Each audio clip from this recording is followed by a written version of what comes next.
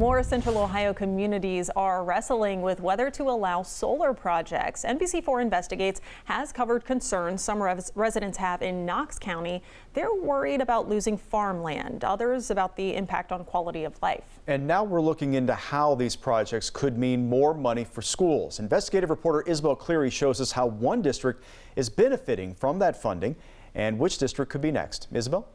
Jen, Jared, renewable energy companies can pay a lump sum to local governments instead of paying property taxes. Some worry it isn't enough money, so we're investigating what's being paid.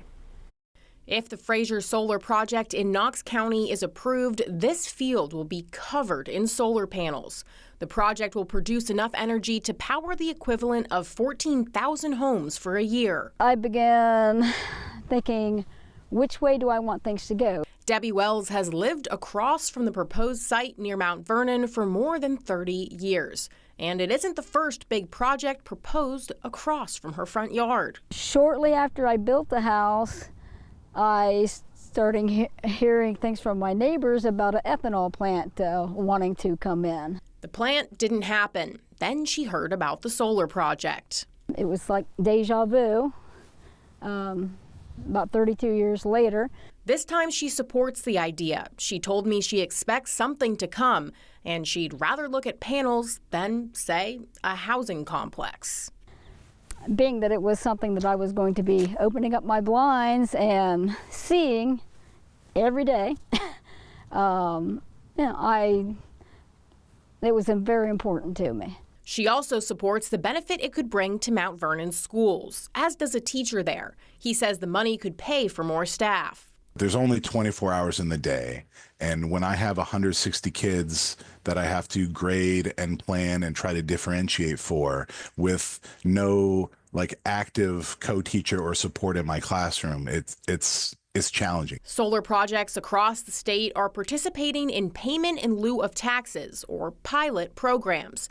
This allows renewable energy companies to pay fixed annual payments to local governments instead of paying property taxes. It allows us to move forward with, as I said, equipment and supplies that we maybe would hesitate or delay getting based on budgets. This program is underway in Paulding County. In fiscal year 2024, the Wayne Trace School District received $1.8 million from the pilot program. This income is not sustainable to replace state and local funding.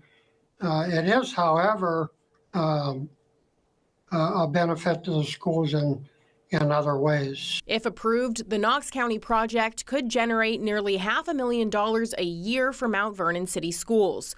Those with Fraser Solar say it would bring in $42.8 million to the county as a whole over the span of 40 years. The Mount Vernon School District isn't taking a side. In a statement, it said in part, "Because it has become politically divisive with varying viewpoints throughout the community, we have remained neutral. If additional funds were to be provided through this process, we earmark a significant portion towards STEM and college and career pathway support." Opponents argue the project takes prime farmland out of use and could hurt quality of life. The next step is for the Ohio Power Siting Board to approve or reject the project. The next meeting is in mid-May.